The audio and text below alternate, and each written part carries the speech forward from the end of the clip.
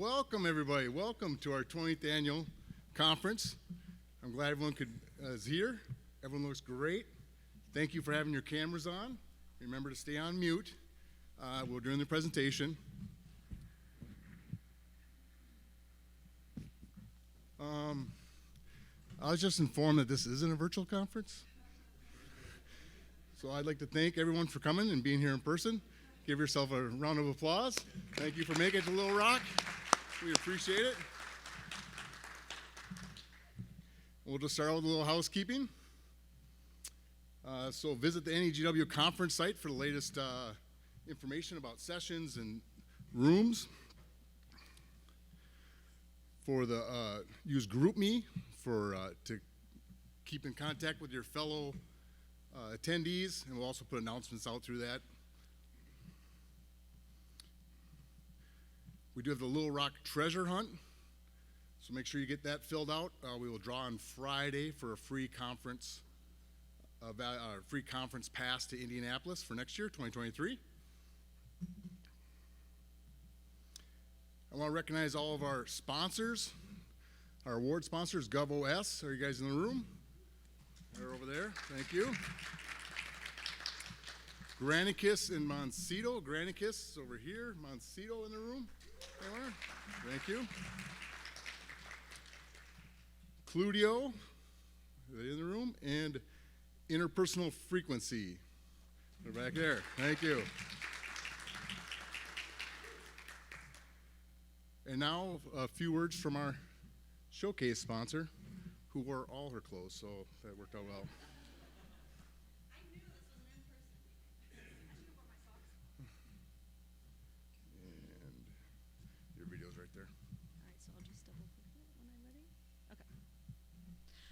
Hello. I'm very, very happy to be back with you all after 3 years away. They still gave me my 5-year attendee badge, even though now I am on the dark side as a vendor. But I am not a salesperson, so you don't have to hide from me. I'm just here to represent Granicus, actually as the kind of the customer side. I am in a new role at Granicus that is focused on customer engagement. So if you are a customer, please come chat with me, and you can tell me just your experience, good and bad, and I can hopefully take that back into my new role and try to improve how we're partnering with you. So that's my only goal. Otherwise, I'm here basically like pretending I'm still from Manatee County and just hanging out with my best friends here at the government conference. So thanks for having me. And I have a little inspirational video to lead us into our awesome keynote speaker. So let's see if I can get it to play.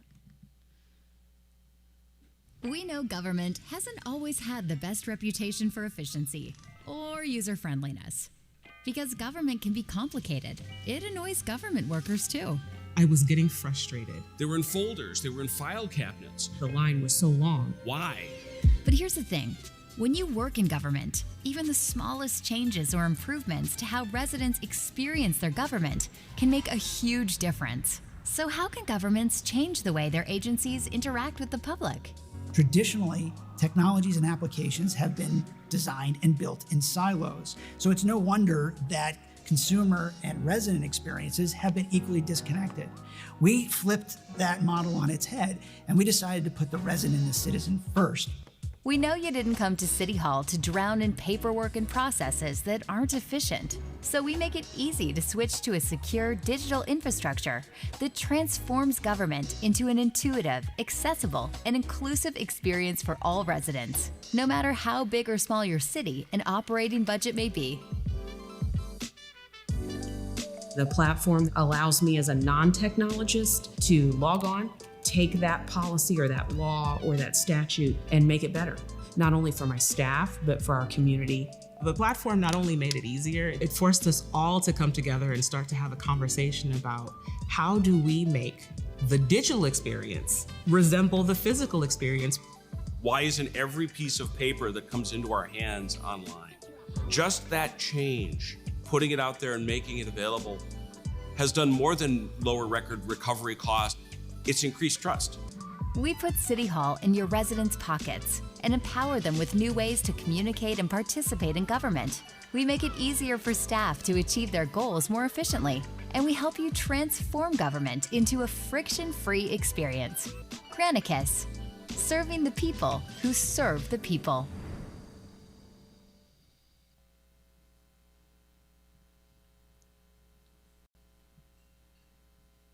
All right, thank you. And their booth is right out there, obviously, for Granicus.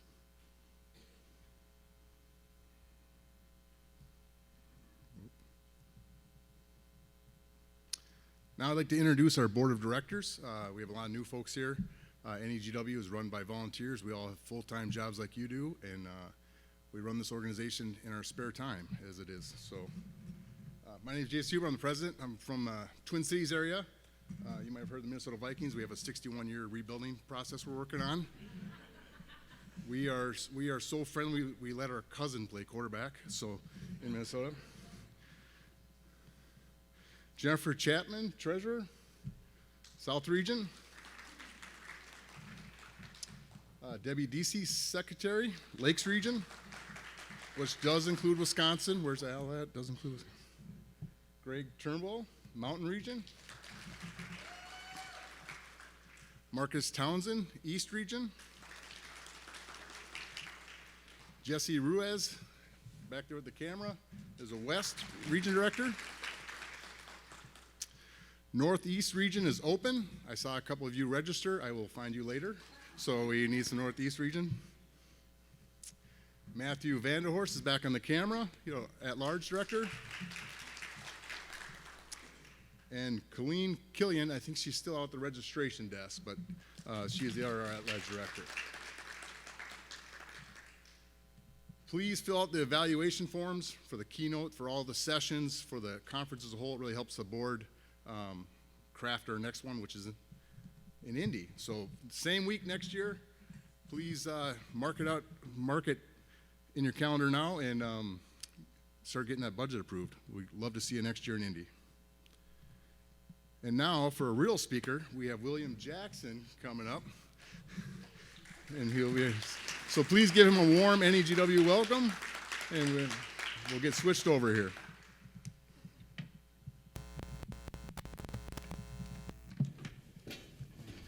Good morning, everybody. How's everybody feeling? Good? Come on, I need a little energy in the room. Let me hear it a little bit.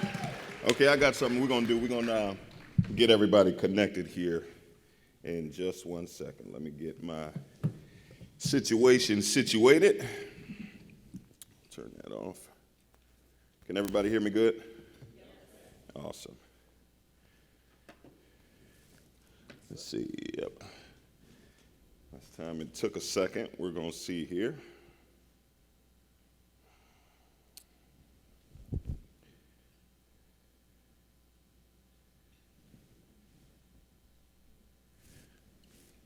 Come on and work for me.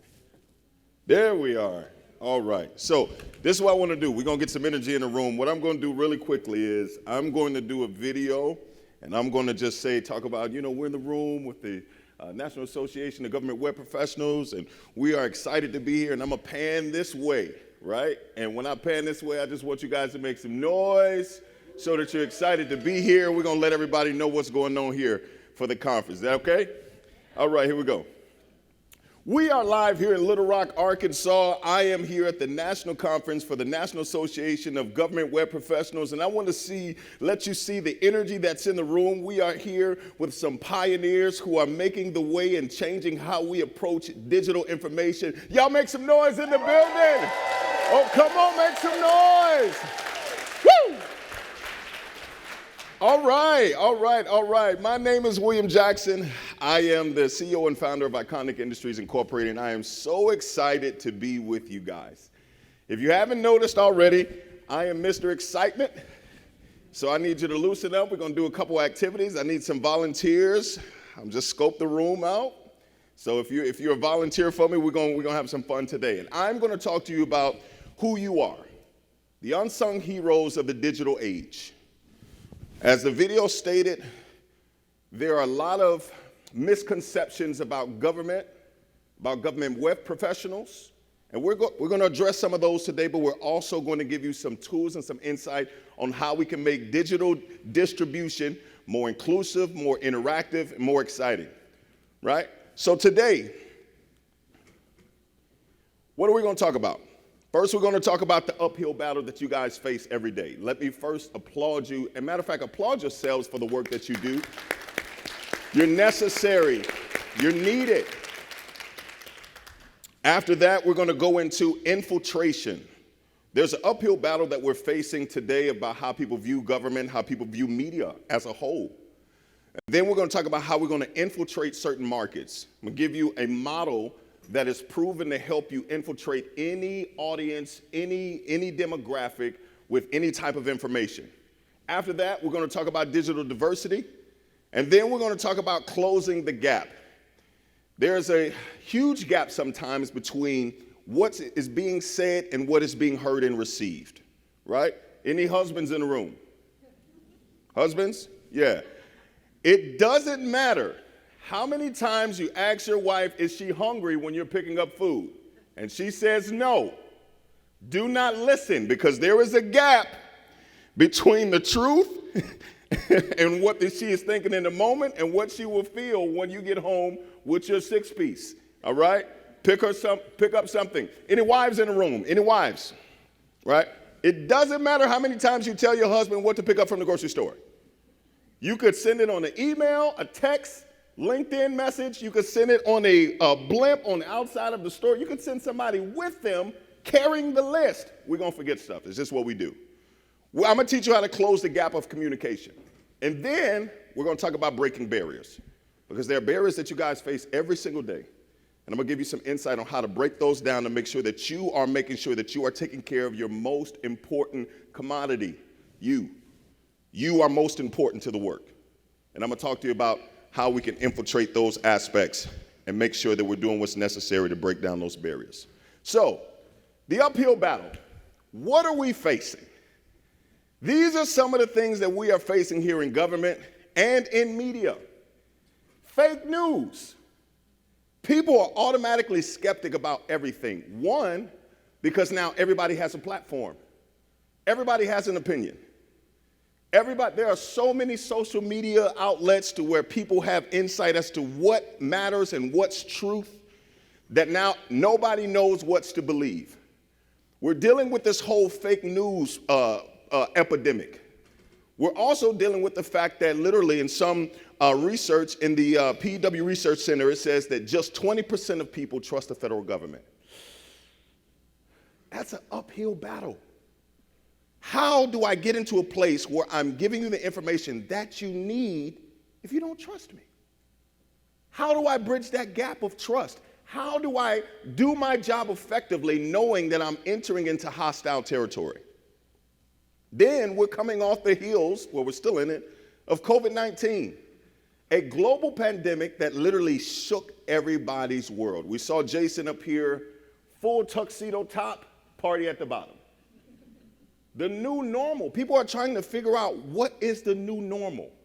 How do I move in this area? What do I believe? So we have all of this skepticism, we have all of this distrust, and we have people trying to figure out what is even normal now.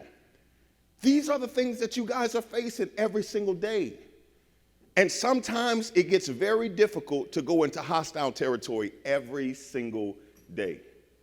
I could always tell someone who's been in a certain profession, I travel a lot, and I can always tell a gate agent who's worked for an airline for over 10 years, because that zeal has left their eyes.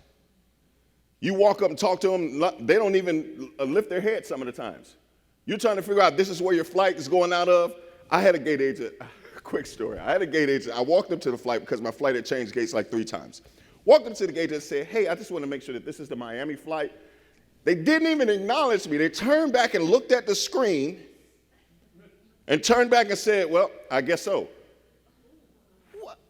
You know, I had to take a minute. I said, well, because you're here to serve, but I realized that you've probably been here 10 years. And then I started thinking about the fact that when all of the flights cancel, when the weather goes crazy, you got to deal with thousands of people who are blaming you, who cussing you out, who's talking about your mama, who's telling you don't know what you're doing even though you've been here 10, 20 years. because they have been inconvenienced. That's some of the same things that you guys face. When people are inconvenienced, the first thing that they do is do the blame game. So these are the things that you're facing. This is the uphill battle. A recent survey says that 50% of Americans believe that made-up news and information is a major problem. 50%. This is above violent crime. What? That's how serious it is to people. That 50% of Americans think that made-up news and information is a major problem. This is above terrorism. This is above illegal immigration, sexism, climate change, and violent crime. So how do we then compete with what people are already thinking? We have to be intentional about our infiltration. And every infiltration, every act of infiltration, whenever you're rolling out any type of sensitive information, I believe that it has to go through these 3 steps. 3 steps. You have to first capture, engage, then lead. Make sure that I'm staying on time here. Jennifer, can you keep me honest? So every effective rollout of sensitive information, this is a tool that we have rolled out in major companies, some of our clients, global partners, Marriott, Delta Airlines, TriHealth, which is a major hospital in the Cincinnati area. These are the steps that we take our clients through. We have to first capture their attention, engage them mentally and emotionally so that we can lead them effectively. Most times, people automatically want to jump to the last step, which is leading. Any parents in the house? Parents? Right. When you give your child a directive, there normally is tons of conversation back and forth. Now, I grew up in a household where my mama said, just because I said so, because I had 12 questions. You want me to go do this? But why? We have a 5-year-old, and I prepare myself for at least 7 to 8 why questions. I say, hey, Ace, can you pick up this? I need you to pick up your toys. It's time to go. Well, why do I have to pick up my toys? Because they don't go here. Well, why don't they go here? Because if I step on them, I might break my foot. Well, why are you going to step on it if you know that it's there? So all of these questions, right? Because literally our goal and our mindset is, if I give you a directive, I just want you to do it. But we're living in a day and age where people just don't follow blindly. They need to know the why. This is the model of how to get them to the why. I have to first capture your attention, then engage you mentally and emotionally so that I can lead you effectively, right? This is the infiltration model, and we're going to break this down here a little further. If we see at the top, our goal is infiltration. This is a complete cycle of what we will continuously do in the aspects of information. Okay, so the first thing is to capture their attention. How do we do that? We make everything that we do personable. Make every single aspect of what we do. It's how as we deliver information, how we interact with people, our goals, our initiatives. We first have to make them personable. We got to get people to a place where they feel like you are here for their best interests. And it's difficult because people should already know that. People should already know that what you guys are doing is literally setting people up for a better tomorrow. But we're living in a day and age of feelings. And everybody has an opinion. So now we have to make all of our information personable.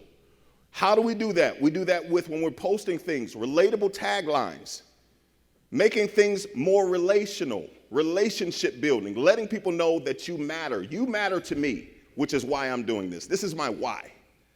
Because you matter. And when people feel like they matter, they're more engaging, right? So you make it personable, and this is where you create interest. I got to find my access point to figure out what matters to you. When I figure out what matters to you, then I can frame all of my information around that aspect to make sure I'm presenting it in a way that is personable. So that there's a connection point there. It's the wow factor. It's the airplane principle I like to call, right? So for those who have kids, I'm sure that you've had a moment where you fed your child something that they didn't like. Let's say it's peas. And you fed your child peas and they spit it out. Disgusting. If you take that same scoop of peas and you turn it into an airplane, all of a sudden, the same thing that they didn't like now appears appealing. So now I want what I didn't know that I liked or what I felt like I didn't like because of how you presented it. If you make it personable, if you turn it into an airplane, they can't help but to want the information. That's how you create the interest, right? This is how you capture their attention. Now we're going to pause here before we go to the next. I need 2 volunteers, 2 brave volunteers. Come on, anybody. Here's one. Come on up for me. Can I get one more? From this side of the room, anybody? Okay, we got 2 right here. Okay. Oh, yeah, this is going to be good. Y'all give them a round of applause. And we can just come right here. Okay? So we're going to practice a capture. And you can stand right in front of each other. No. So you guys are going to do it, right? So there you go, right there. So we're going to practice physically how we can capture someone's attention, right? In a very quick way. See, you're already on top of it. Because this is the thing. When people come and have an interaction, whether it be via social media, whether it be your website, whether it be personal interaction, you have between 3 to 5 seconds to capture their attention. After that, they're gone. So what we're going to do is, I want you to turn this way, face this way. What's your name? Shamil. What's your name? Paulette. Okay, so Paulette is already on it, and we're going to do it vice versa too as well. So when I tap you, Shamil, I want you to turn around, and you have about 4 seconds to do something that captures her attention without speaking to make her want to have a conversation with you. Okay?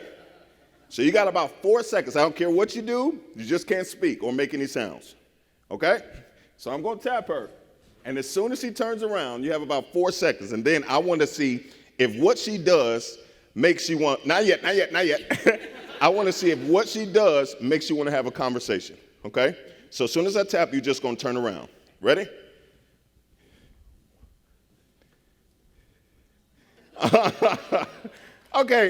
Okay, hold up. All right. Because you was already ready for the conversation. She turned around like, hey, how you doing? Okay, so listen, this is what I want you to do. This is great, it's great. But all I want you to do is turn around, not move.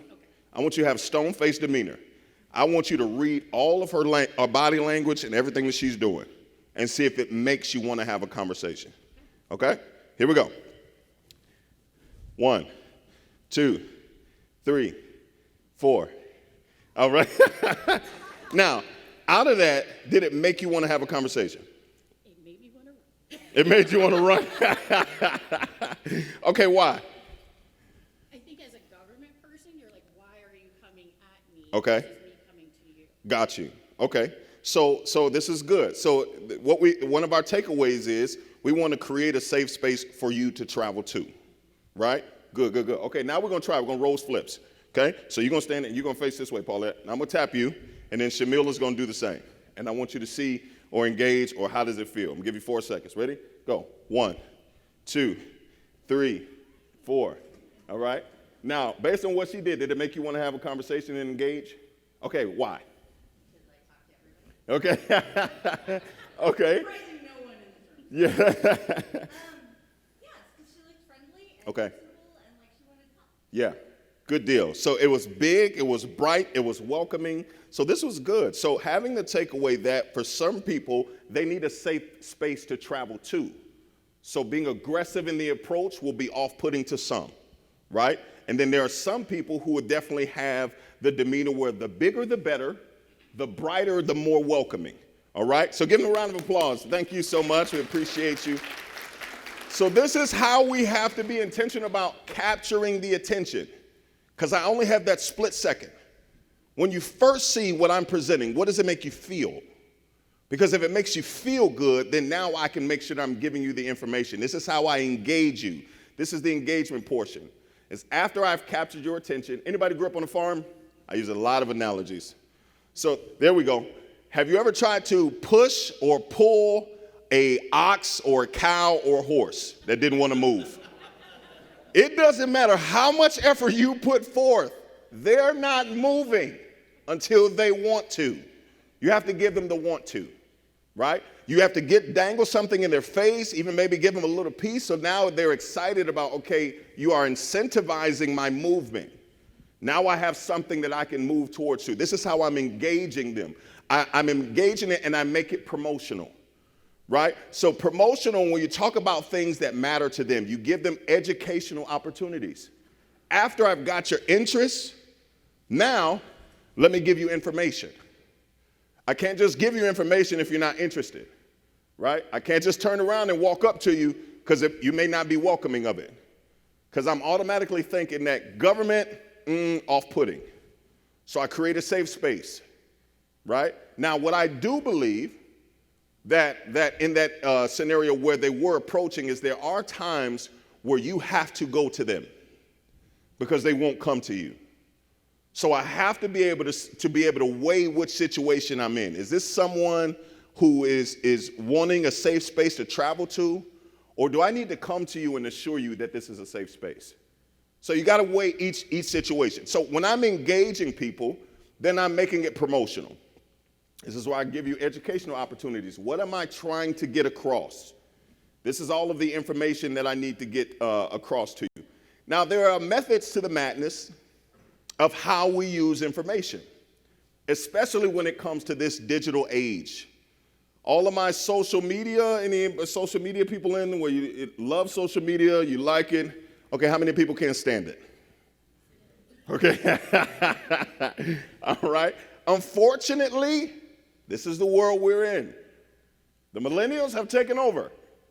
And everything, this is a part of why people can't or don't believe everything, because everybody has a platform. People are learning life tools and lessons off of TikTok. We're not even having interaction with people anymore. It's all social media based. So if this is the game that we're in, at least let's be prepared on how to play that game. How do we disseminate information, whether it be via social media or any other mediums? So I'm going to give you just a couple of graphs on how to necessarily market on different social media platforms so that way you can be aware. This is a Facebook Global Engagement Survey and diagram that lets you know the times that are best to post and disseminate information on different sites. Okay? So in Facebook, you see that on Monday, you have your highest engagement around certain peak times, the dark blue. So you'd be surprised at how many people are up on Facebook at 3 a.m. What are you doing on Facebook at 3 a.m.? All the insomniacs. Well, you can't sleep. We roll over to the phone. You'd be surprised at how many people are on at those times. Your other peak times are around like 9 to 10 o'clock, pretty much straight down the line, Monday through Friday. Now, if you're posting initiatives on the weekend, you need to know that it's going to be weak or light, because the goal is to get as many people, as much engagement as possible. And you incentivize people, hey, if you share this or you post this, then you'll get this, right? So that's Facebook. Instagram, pretty much your peak times to post anything are around at 10 to 11 o'clock. 11 o'clock Monday through Friday is after people have gotten in, they've gotten settled at work, they've gotten their coffee, they had the morning huddle, and now they get to sit down and look like they're working at their desk, right? So when we sit down and look, you know, you have your screens up on your phones. 9 times out of 10, people may be on Instagram, right? So that's the peak times are around that 11 o'clock time. Now, Twitter is around 9 o'clock straight down the line, 9 o'clock in the morning if you're posting anything on Twitter, okay? And then the last area, all of our business professionals, is in LinkedIn, okay?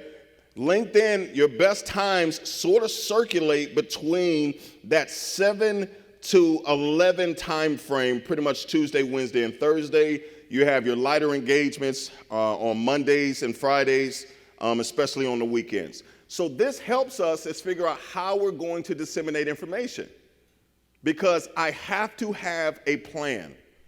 I can't just throw stuff out and expect it to bite. I can't just expect something to jump on the hook. Any fishermen? Fishermen in the house? Yeah.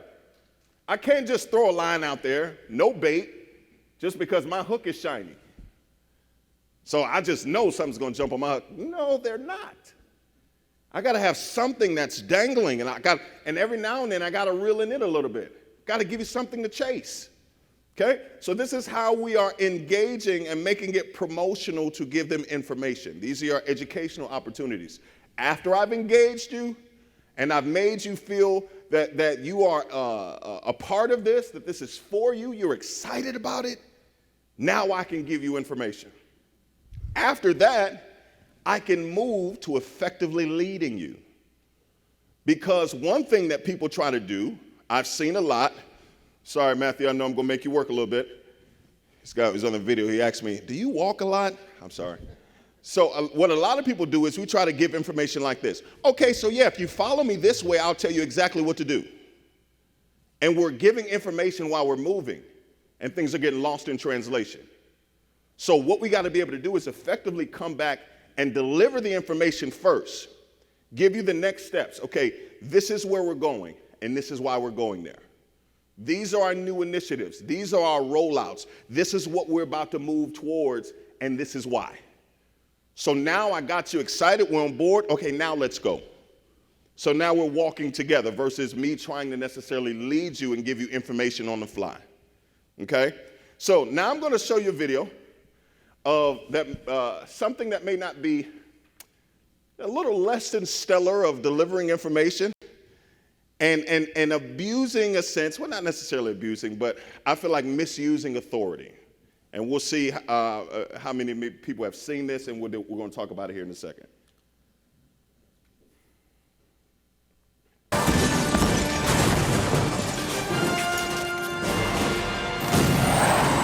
Anybody seen this movie?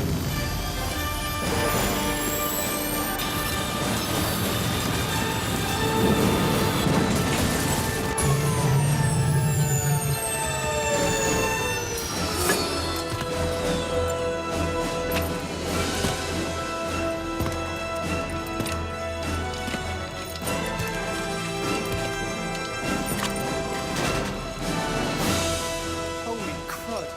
He's a sitting duck out there. He knows what he's doing. I am the law. Drop your weapon. These bloods are under arrest. This is your final warning. It's just threatening. Hey! You want to be afraid of somebody? Be afraid of me. So if you haven't seen Judge Dredd, it's a new age police officer who necessarily is traveling trying to clean up the mean streets. Now we see when Judge Dredd pulls up, now he's the most famous officer that they have, he literally hops off his bike, ignores the complete fact that they are at war within themselves. Because I am the law, what I say goes. And as we see, they paid no attention. He got out, he has the authority, but how we deliver information will determine if people will stop the war within themselves.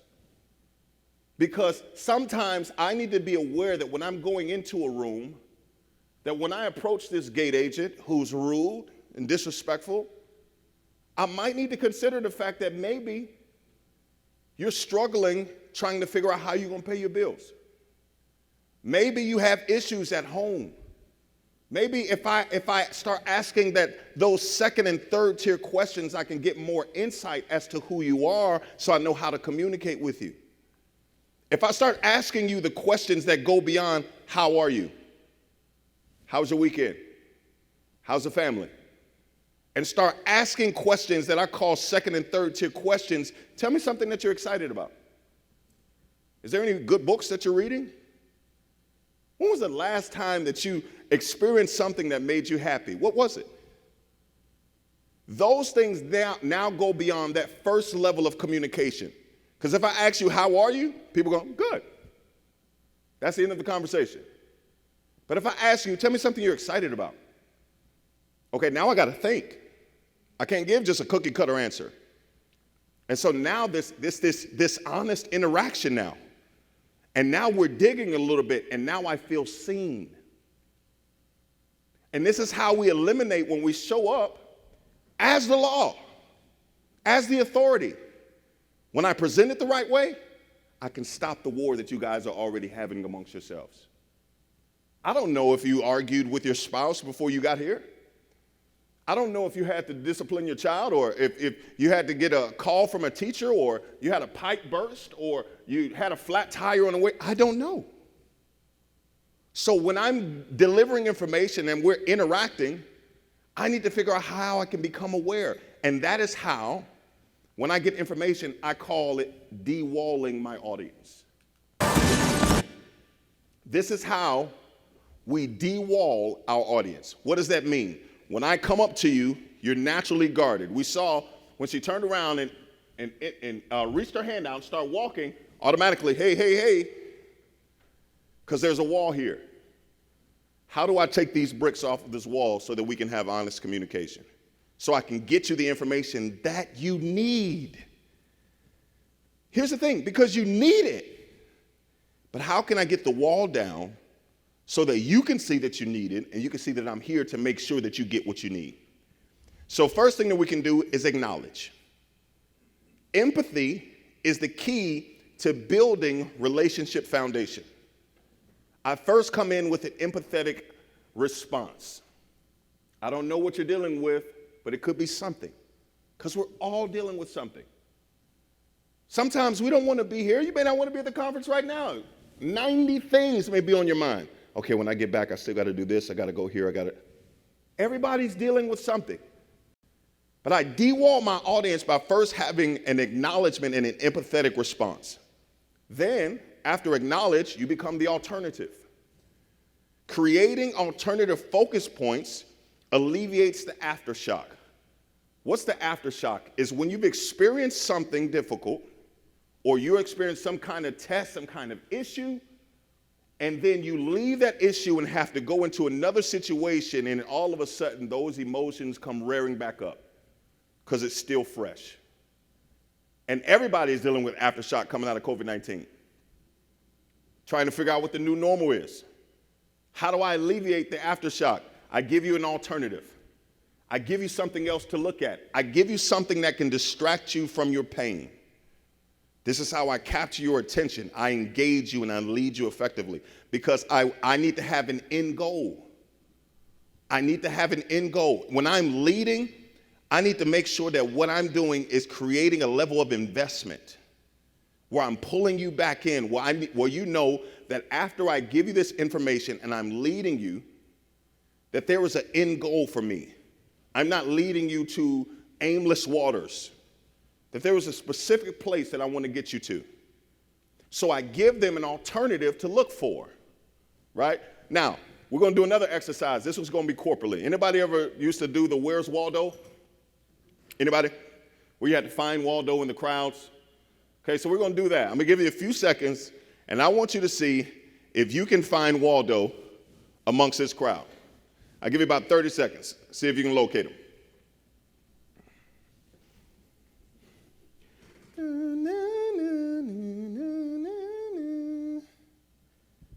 All right, a few more seconds, about 15 more seconds. See if you can locate him. It's a lot going on. And time. Did you all see him right there? So there was, amidst all of the chaos, right? Now, why do we do this? Because you were looking for Waldo, I guarantee you didn't see certain things. Like the guy down in the top corner or the bottom corner who's getting stepped on. There's somebody who put a umbrella in a floaty for somebody. There's horses on the beach. There's a guy who's pretending to be a horse. There are people fighting. There's a guy getting hit in the face with a boulder. There are people who literally are falling off of this pyramid. It's a shark out there. So many things we didn't see. Why? Because we were looking for Waldo. And if you give them an alternative to look for, sometimes all of the chaos that they're experiencing in their life becomes obsolete. If I can give you something strategically, hey, This is a new initiative. Hey, this is a new process. This is going to help you do this. This is going to make your life easier. When I start using those keywords, okay, because my life is kind of crazy right now, it gives me an alternative. You got to give them the Waldo so that way all the chaos becomes a little bit more obsolete. There's a survey that's been recently done as far as what matters most to people. And what matters the most in terms of when they're visiting websites or having any digital distribution, what matters most to them. And they had to rank it in order of importance, 1, 2, and 3. Simple survey. In this survey, 47% of people said that imagery is what's most important to them now. When I first come and I see it, the first thing that I see is most important. Do I see people who look like me? Do I see people smiling? Do I see people who look engaged? Imagery is the first thing that's important. The second thing is the language. How are we framing? Is our language inclusive? Is our language friendly? Is it just, this is what's happening, this is what you need to do? Or, hey, here's the new initiative. This is going to make your life easier. We want to help you. We want to support you. Certain language welcomes people to whatever information you're trying to deliver. And then after that, the last said that information was most important. So before I can even get to information, first, I want to see how it looks. Before you can even say anything, when we did the exercise, first, let me see what it looks like. Then, what's the language? When I read it, does it make me feel like that I've done something wrong, or does it make me feel like there's an issue, or does it de-wall me? Then you can give them the information. Now, we're going to take a look at a couple sites. First two, in my opinion, who are sort of doing it right, who are moving in the right direction. First one, USPS. Everybody's shipping. Anybody work for USPS? Okay, good. Okay. So first, everybody's shipping stuff now. Everybody's sending things from home. You know, Amazon took over when we couldn't do anything. So when I first come to this site, I see this guy's smiling face. When I first come, that's the first thing that catches me. This guy is happy. My next question is, why? Why is this guy happy? He's looking at his phone.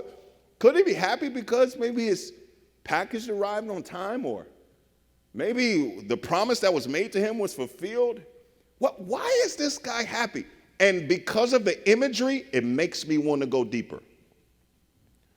The average click-through rate is about 2%.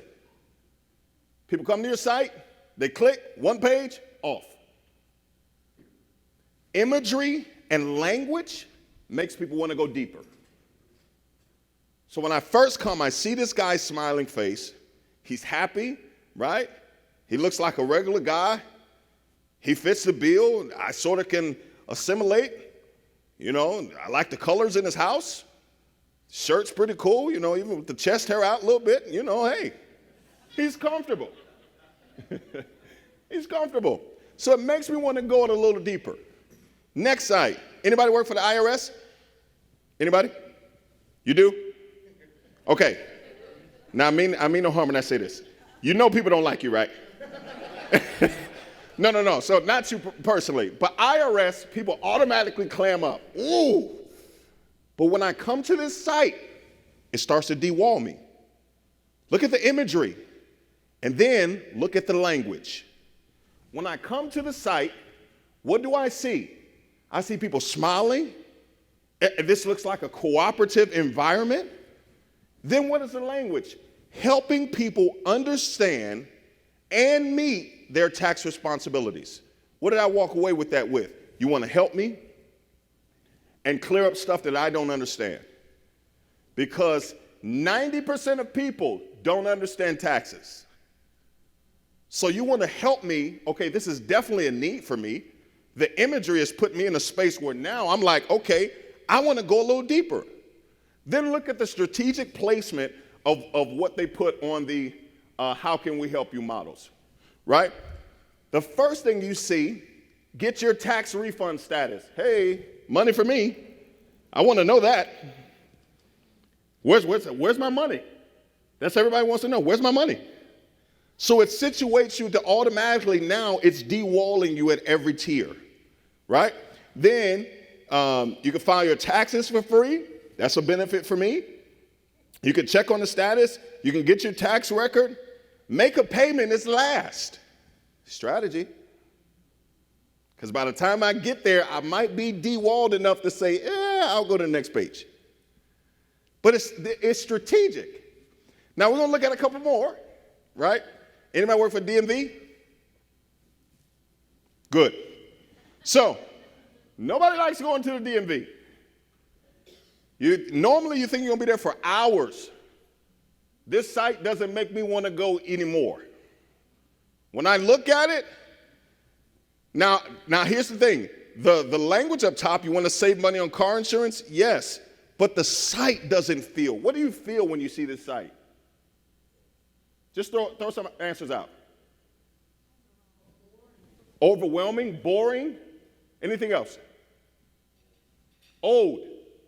So I come to this site, I feel bored, overwhelming, and old. I'm off. I'm gone. There's no need for me to stay here, right? Next one. Anybody work for the CDC? Good. Boom, monkeypox. I'm gone. I'm out of here. Thank you. I appreciate it. That's enough for me. Gone. I'm out of here. First thing I see, big letters, monkeypox with the imagery. Okay, this doesn't, you know what? That's okay. Thanks so much. Even though it may, here's the thing, it may be information I need. But the presentation determines if it's palatable to me. So when I first come there, me personally, I'm gone. I'm not even going to hear what you're about to say right now. Because it instantly, what do you feel when you see this? Anybody? Fear, scared. Anything else? Gross. And it's kind of aggressive. You're just going to throw monkeypox in my face? Like, ease me into it. Can we get something else first? So this is why imagery is so important. This is why language is so important, because we are losing people at the first interaction because we only have that split second. 2 to 5 seconds is all I get. So I got to make sure that every time I'm framing something, whether it be emails, right? We're in a digital age. Throw a picture on your email. Throw something that breaks up the sight line. When we're rolling out initiatives, make sure that we're doing something out of the box, because that's what's going to get people reading and continuing to dive into the information. For the next few minutes, we're going to talk about digital diversity and how we can first diversify our marketing. The key to effective marketing is proactive, progressive presentation. Finding a way to be first, finding the way to make sure that we are always fluid, that I'm not marrying the process, I'm marrying the purpose. Whatever the purpose is, if it's to get people in, I can't marry the process, because this process may be outdated. The DMV website, somebody might be married to the process. Well, I like this process. We did this process in 1987, and it's worked for us all these years. It may work, but is it profitable? So I got to make sure that I'm being proactive. Go first. I always tell people when I'm working with clients that whenever you're going to roll out information, don't wait for something to happen, then be reactive to it. Find a way to constantly, if I'm always constantly giving you something before something happens, then when there is a moment where something takes place and it sidetracks you, you have a reservoir of all of this positive interaction. So now I am not devastated. Now I can solely focus on, that shocked me. Yeah, that didn't feel good. But because you went first and you were there before you were called, you've de-walled me to the point to where now, I get it.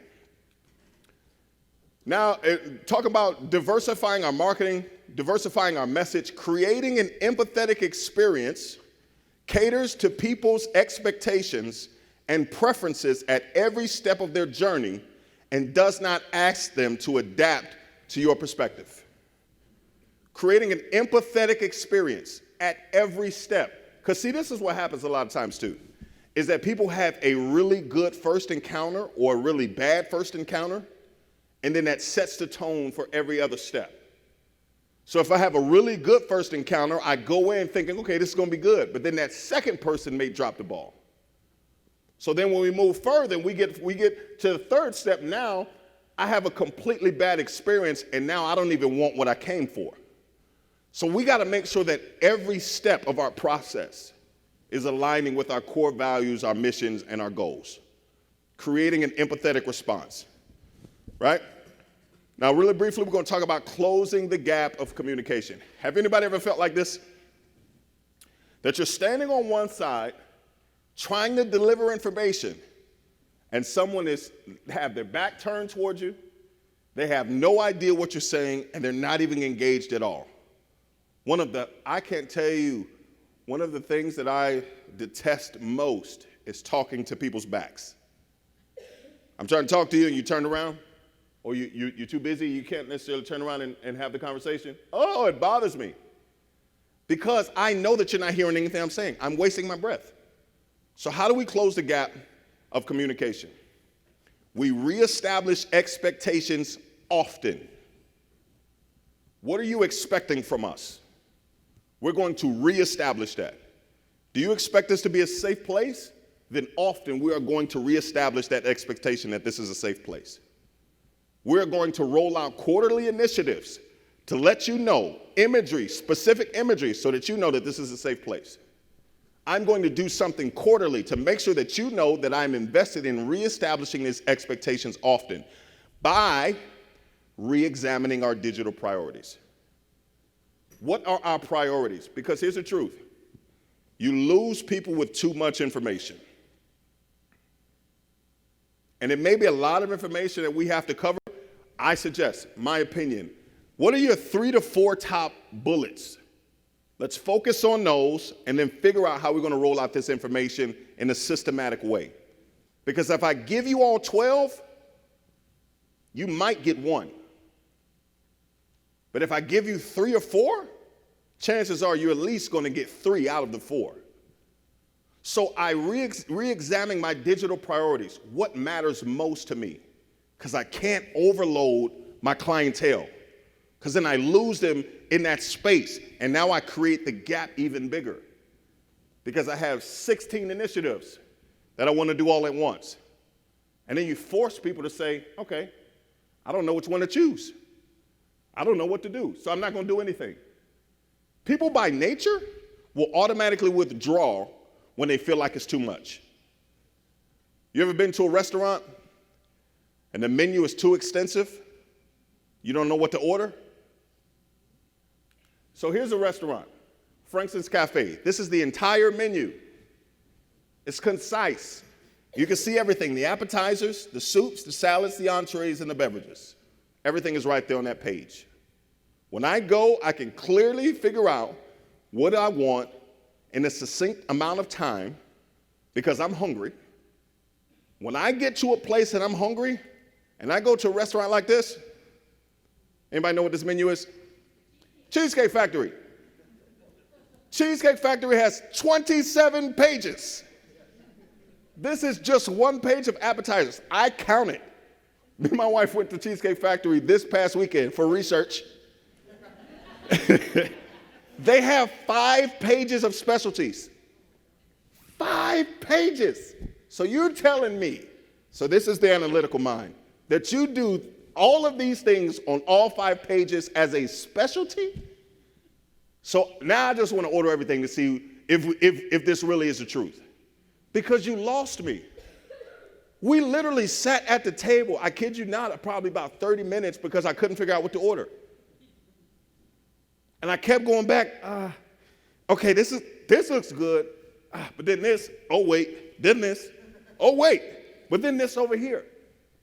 So then, now what happened? Our experience is now dwindling. My wife is frustrated. My little guy's ready to eat. And I can't figure out, because I really want to go through these 5 pages of specialties to figure out what are you really special at. But I give you too much information. Too much, you lose me. So then what do? I go back to my default. Okay, let me just get a Cajun pasta, shrimp, chicken. Y'all have that? That's when people start asking stuff that, because they don't even know it's on your menu. Hey, do you have this pasta? No, we don't. Okay. Do you make, you got catfish? Yeah, we got catfish. Okay. Do you have halibut? Yeah, let me get that. Because now I'm not even paying attention to the menu. Now I'm reverting back to my defaults. And I just want to know if you got what I need, what I normally experience. Because it's too much information. So we got to dwindle it down. We got to re-examine our priorities. Okay? This is the last initiative, and we're going to talk about breaking barriers that I want to talk to you about. And I need you to understand this. You are the hero, not the villain. Sometimes that gets lost, but because people will try to villainize what they don't understand, or based on their personal experiences, they begin to project. I'm projecting this off on you because I'm hurt. I'm rude, I'm antagonistic because I am dealing with adverse situations at my house. I'm dealing with issues at home, so I'm going to put that off on you. And it's hard to maintain the idea because it's easy, here's the truth, it's easy to make the transition from hero to villain. All you have to do is stay in an underappreciated state for long enough. Because if I stay here long enough, then I will begin to adapt that behavior. If you keep calling me mean, eventually, no matter how hard I try to show you that I'm nice, I'm going to say, okay, cool. You're saying that I'm mean, you want me to be mean, I'm going to be mean. Because that's what you call me. It is hard to maintain the truth of knowing that, no, I'm not. I'm the hero here. I'm not the villain. This is how we break down our own mental barriers, because you matter to you first. You are most important in the equation. Because if I can get, if someone who has an antagonistic nature can turn a hero into the villain, then they win. Because this is how it goes. They'll say, you're wrong, you're mean. I say, no, I'm actually not. I'm really a nice guy. No, you're mean. No, I'm not. 27 times later, I say, okay, you know what? I am mean. See, I told you. You prove them right by embracing the narrative. That's why you got to make sure that when you leave, when you're coming home from work, I encourage every leader to have a debrief process. Even before you get home, because what happens is you go straight home back into more people who need you. What's your process of how do you pour back into you? How do I shake this energy off? Do I need to go back into the car when I leave and just scream for 30 seconds? Do I need to do what do I need to do to make sure that I am protecting me and my energy? Because if I don't pour back into me, then I'll become who they said I am. And the truth of the matter is, most heroes, when you go through any hero story, there is always a time when the people who they are fighting for turn against them. Batman, Superman, Spider-Man. What's another man? Any other man? Iron Man. They always find a reason to turn against you.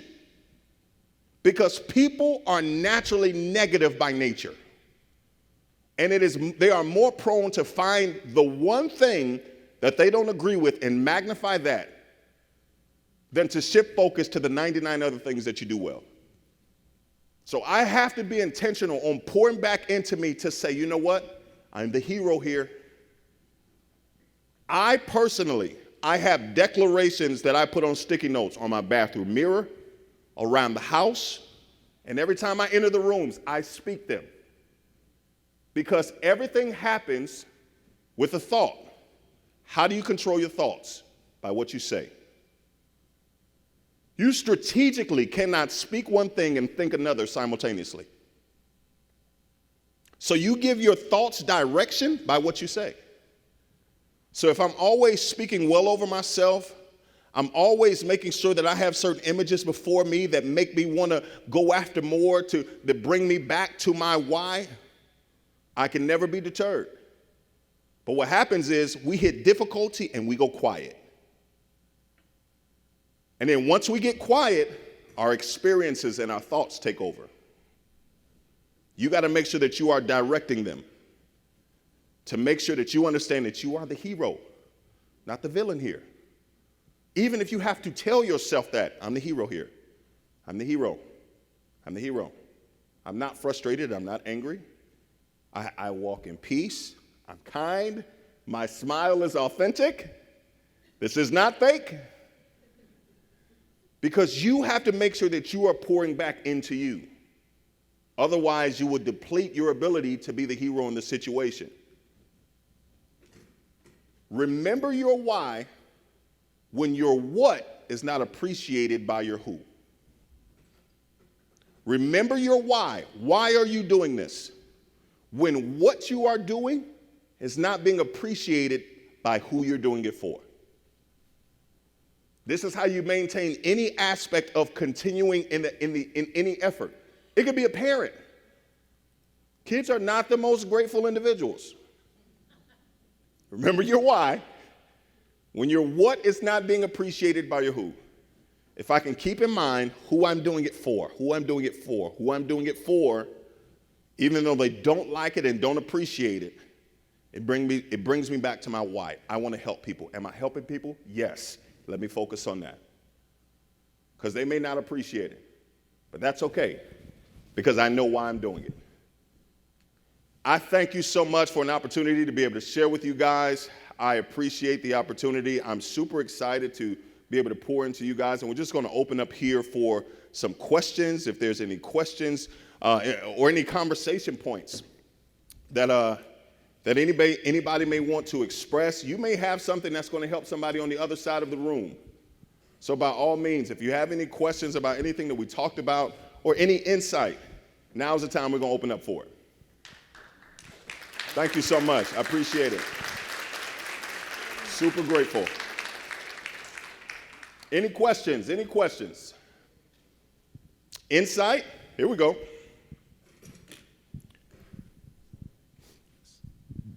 First, thank you very much. So the USPS and the IRS websites, they look great. Yeah. But do you happen to know, based on, I don't know, survey results, analytics, that sort of thing, are they more effective? I know it looks great, Yes. I agree. But is it better as far as someone getting to the content or the information that they need? Yes. So literally, in comparison of those 4 sites, those first 2 have a 37% more vantage rate of people actually getting to content. So people are actually traveling more through the sites because it literally makes them feel a specific way. So they are getting the content more. They are actually booking services more because literally we're in this day and age, as long as everything sort of feels good to them, they're more inclined to jump into it. The answer? Thank you. Anybody else?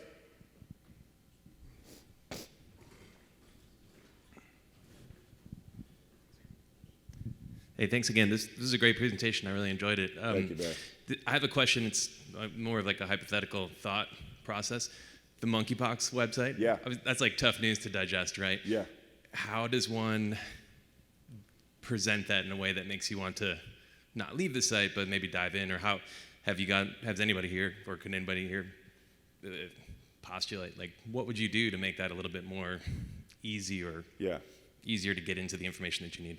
Me personally, and then I'll open up for suggestions, I would create a graphic that is more inclusive to say, hey, we want to make sure that our citizens are healthy, happy, and whole, right? Just that initial statement sort of shifts my perspective of why I'm here. Now, what's the end goal? We need to talk about these monkeypox, okay? But first, this is my initiative. Hey, I want you to be happy. I want you to be healthy. I want to make sure that you're whole. I want to make sure that you're taken care of. You know what I mean? That's how I would do it. Any suggestions, anybody? One back there? You good? No, I was just going to add that on your slide, it had it right beneath there. It was so tiny, like their tagline. It was like if they just flip it. Absolutely. I'd probably feel a little bit more reassured. Absolutely. Let's go back to it. Let's take a look at it.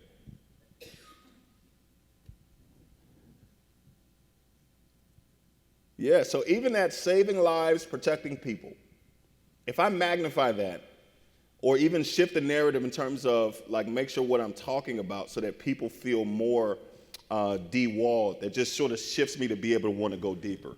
Because this is so off-putting, it's so aggressive. So yeah, I totally agree with that.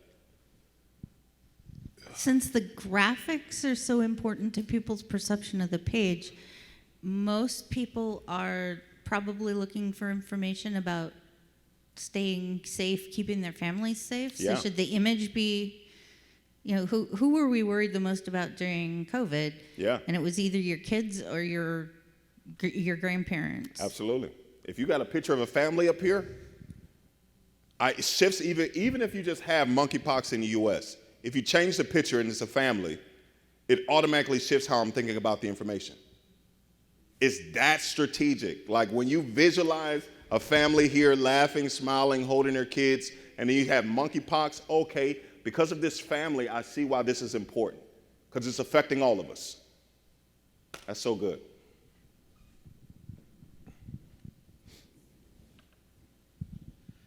Thank you for the presentation. It was great. Thank you. Appreciate that. So we talked about moving a cow. Yeah. When dangling a carrot doesn't work, my personal experience, you use a cattle prod. Yeah. and that gets them moving. Is there ever a line that you would draw to where you say, okay, this isn't working, we need to use something a little more forceful, with a little more voltage? Yeah. So my opinion is I like to at least go through all of the initiatives that I could possibly before I use brute force. Now, there are going to be times where, hey, this is what it is, and we're going to have to do this. But before I get there, after I use the carrot, have I tried celery? Maybe this cow has affinity to chocolate. I don't think you can feed a cow chocolate, but but I mean, oh, you can. So it's have I gone through all of the things I could possibly do? Because 9 times out of 10, I've experienced this, it's so easy to go from the carrot to the cattle prod. It's just this or that.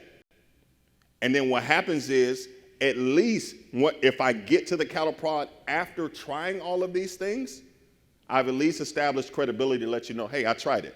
It didn't work. So now I've developed it. All of that is relationship building. If it doesn't work, it's so easy. Like even in terms of, like I said, we're dealing with my 5-year-old, it's easy to, if I wanted to jump straight to because I said so.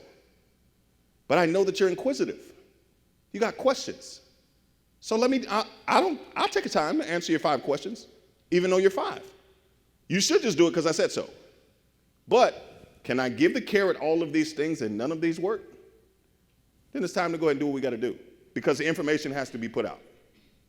So, got one back there? Hi. If you go to that DMV website, that's actually a fake website, that slide. It's an imposter website to try to trick people to buy insurance. What? See, even more. Get out of here.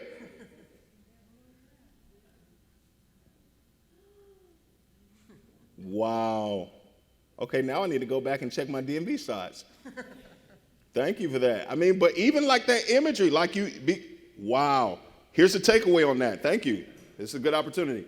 It's because you frame things under a certain banner, but then we go away from our initial initiatives.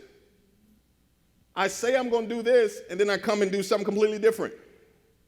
So then I've lost credibility. Because this isn't even real, because you told me I was going to come here for this. And when I got here, I got this. Oh, that's so good. Thank you for that. Let me take that out of there.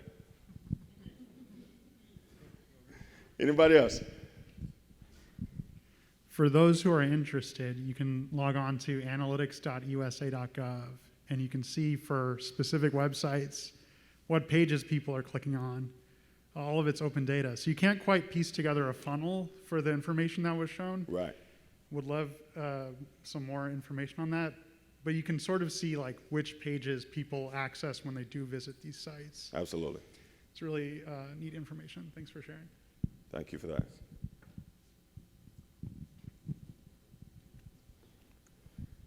So thanks for the great presentation.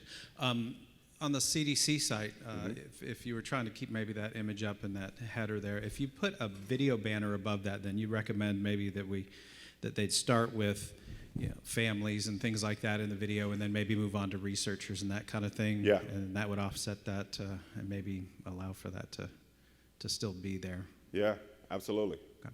So what would you do within the video banner?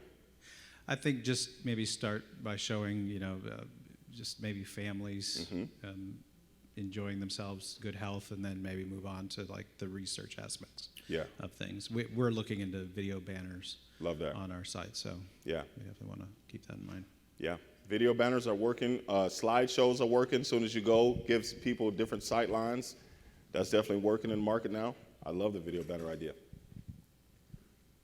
I went up front.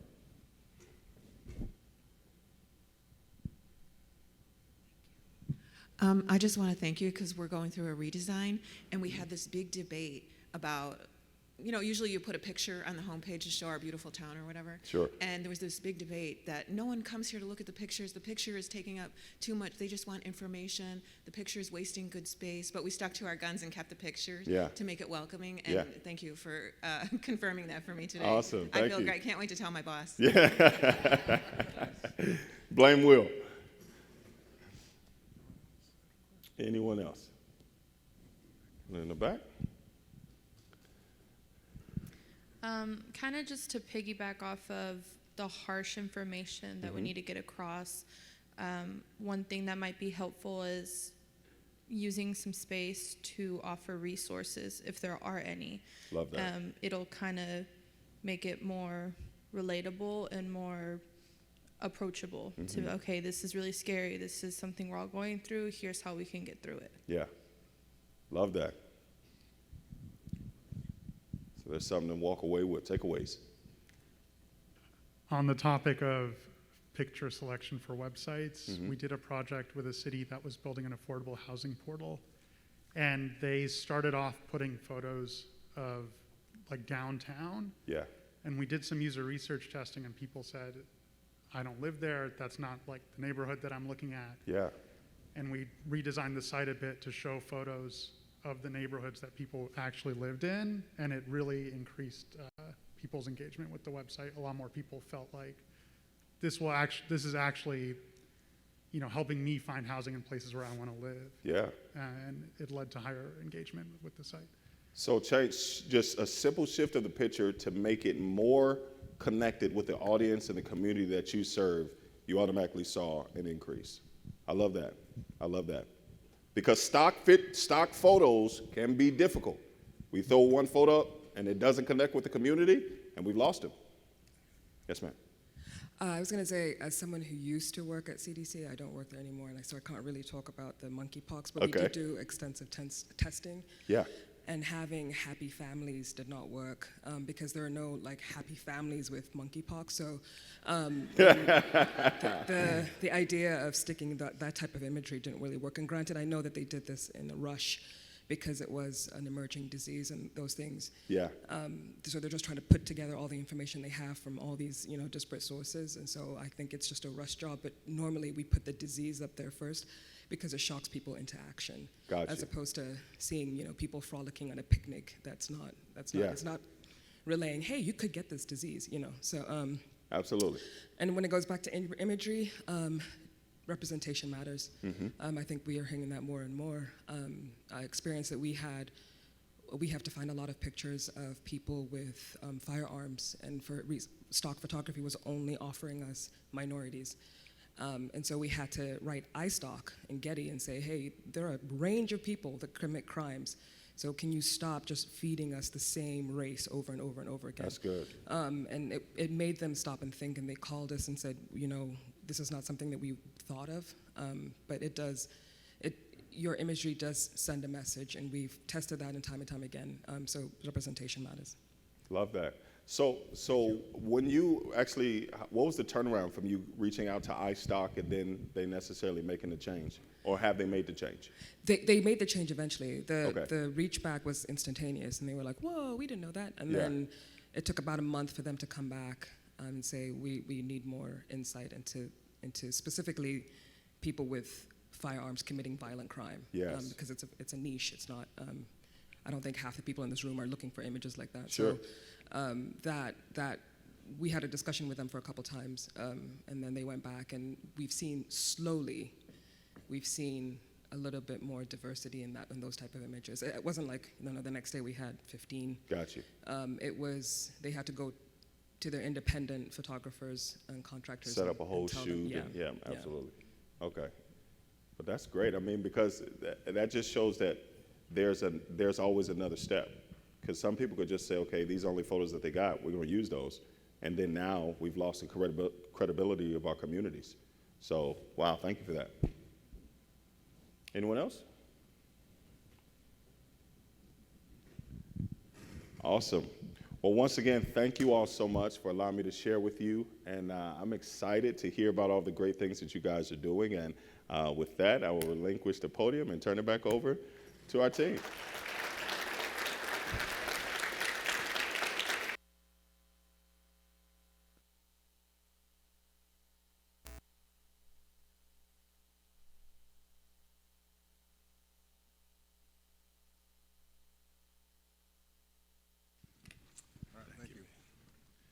All right, thanks everyone. Next session start at 11, I believe. I should know that. And they're down, you gotta go down the escalator and then down to the other area, if you guys know where that's at. So go check out some great sessions. Thanks.